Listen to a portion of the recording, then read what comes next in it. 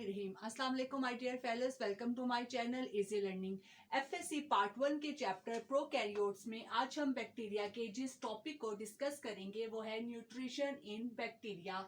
तो video start करने से पहले आपसे रिक्वेस्ट है कि आपने अगर अभी तक मेरे चैनल को सब्सक्राइब नहीं किया है तो इसे सब्सक्राइब कर दीजिए, बेल आइकन को दबा दें और अगर आज की वीडियो अच्छी लगेगी तो इसको लाइक और शेयर कर दीजिएगा।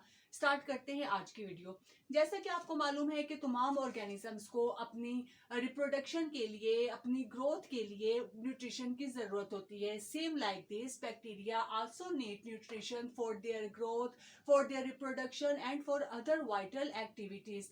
अब सवाल ये है कि बैक्टीरिया अपने लिए फूड कैसे हासिल करते हैं। ठीक है, तो न्यूट्रिशन के हिसाब से या न्यूट्रिशन के एतबार से हम बैक्टीरिया की दो टाइप्स में डिवाइड करते हैं। एक होता है ऑटोट्रॉफिक बैक्टीरिया और सेकंड है हेटेरोट्रॉफिक बैक्टीरिया। सबसे पहले हम देखते हैं ऑटोट्रॉफिक बैक्टीरिया को। ऑटो मीन सेल्फ, यानी कि ऐसे bacterias which can synthesize their own food. ऐसे बैक्टीरिया जो कि अपने लिए फूड खुद प्रिपेयर कर सकते हैं, ऐसे बैक्टीरियाज को हम कहते हैं autotrophic bacteria.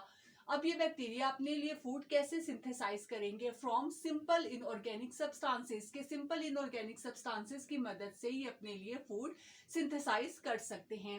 Autotrophic bacteria further divided into two types. Number one photosynthetic bacteria and other one is the chemosynthetic bacteria.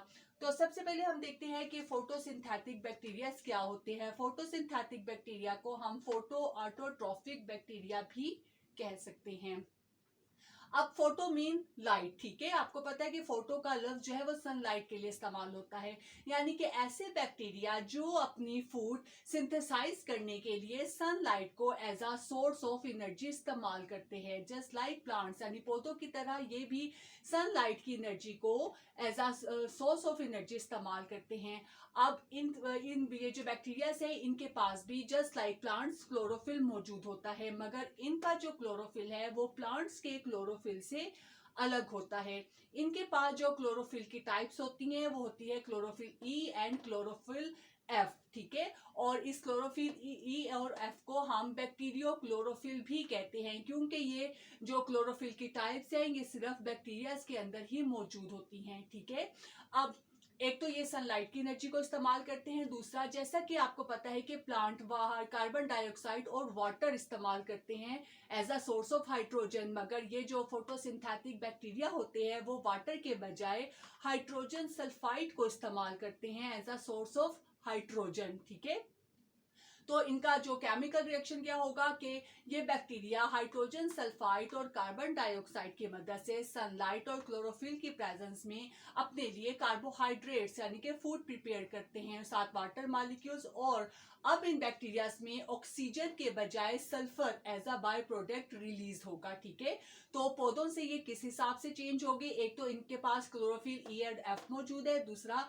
ये वाटर की जगह हाइड्रोजन सल्फाइड को इस्तेमाल करते हैं, तीसरा इनके पास जो बाय प्रोडक्ट बनती है, जैसे कि प्लांट में ऑक्सीजन बनती है, मगर ये फोटोसिंथेटिक बैक्टीरिया सल्फर को as a by product release करते हैं। ठीक है, तो ये इसकी फर्स्ट टाइप थी photosynthetic bacteria.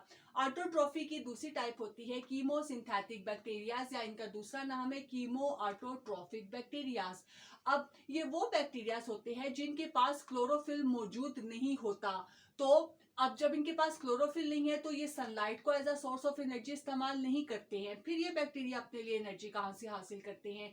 This bacteria drive energy by the oxidation of organic substances. ये जो बैक्टीरिया है ये सिंपल ऑर्गेनिक सब्सटेंसेस की ऑक्सीडेशन करते हैं, और उसके ऑक्सीडेशन करने से जो एनर्जी रिलीज होती है उसको इस्तेमाल करते हैं अपने लिए फूड बनाने के लिए। अब ऑर्गेनिक सब्सटेंसेस कौन कौन से होंगे जो ये बैक्टीरिया इस्तेमाल करेंगे? जैसे कि hydrogen sulphide, ammonia, nitrate and nitrides. ठीक है, इनका केमिकल रिएक्शन देखते हैं। जैसे फॉर एग्जांपल ये हाइड्रोजन सल्फाइड की ऑक्सीडेशन करते हैं, तो इनकी ऑक्सीडेशन से सल्फर सेपरेट हो गया, वाटर सेपरेट हो गया और large amount of energy release होती है।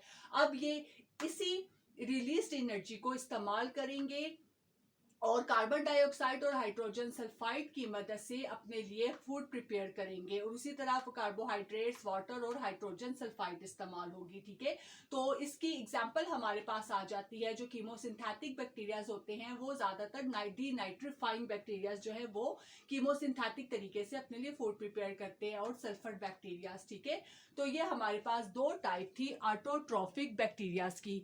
दूसरी टाइप हमारे पास बैक्टीरिया की आ जाती है हेटेरोट्रॉफिक बैक्टीरिया, यानी कि these bacterias can not prepare their own food, के ऑटोट्रॉपिक से ऑपोजिट है। ये वो बैक्टीरियाज है जो अपने लिए फूड प्रिपेयर नहीं कर सकते। ठीक है, तो ये अपने लिए फूड हासिल करने के लिए दूसरे ऑर्गेनिज्म के ऊपर डिपेंड करेंगे।